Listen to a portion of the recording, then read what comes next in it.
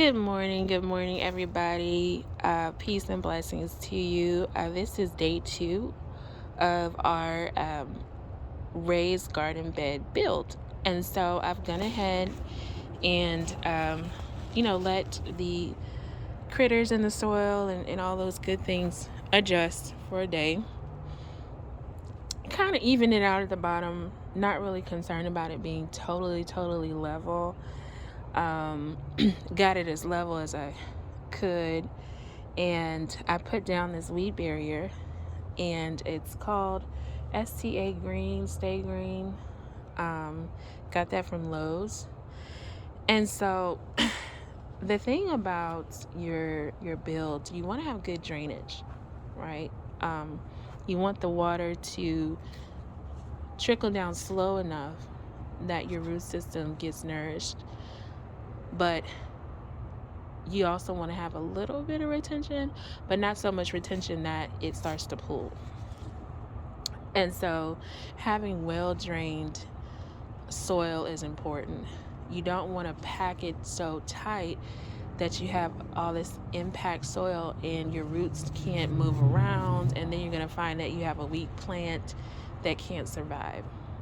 So there's a technique, there's an art to it, and you'll get better and better with time. Now, what we're going to put in here to start, there's levels to this. So at the bottom, sometimes people put down some sort of rock or something to create that little barrier. We're not doing that. That is not going to be necessary, because this weed barrier is permeable. And also, I've been using this particular area of the garden for several years now, and it has wonderful drainage.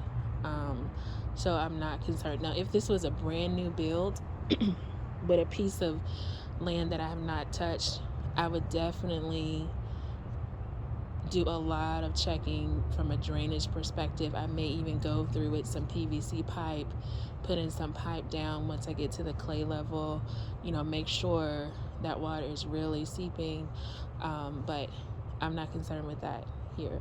Another thing I failed to mention in the previous video, before you dig anywhere, call 411 and have them come out and mark on your property where your utility lines are, so you do not dig up anything or destroy anything and have an extra cost.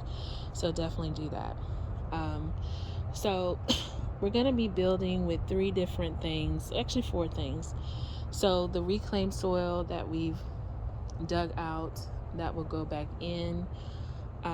We'll also be putting in brand new organic garden soil and brand new organic compost.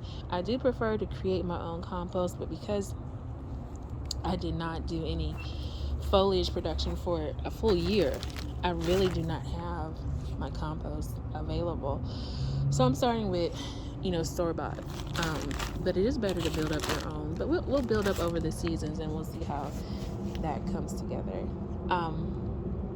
Another thing, when you open these bags, it's gonna look like you're gonna wonder, is that mold? It's like, what is that? But you remember, this has been packed tight and left on a shelf somewhere for a long time. So you're gonna need to kind of get in here and break it up, look at it, inspect it, and you want to let it breathe once you put it in here. So I know you're gonna hate that this is gonna take yet another day. But once I start to lay out the different layers, and it's gonna be from a composite standpoint, like a well-defined mixture.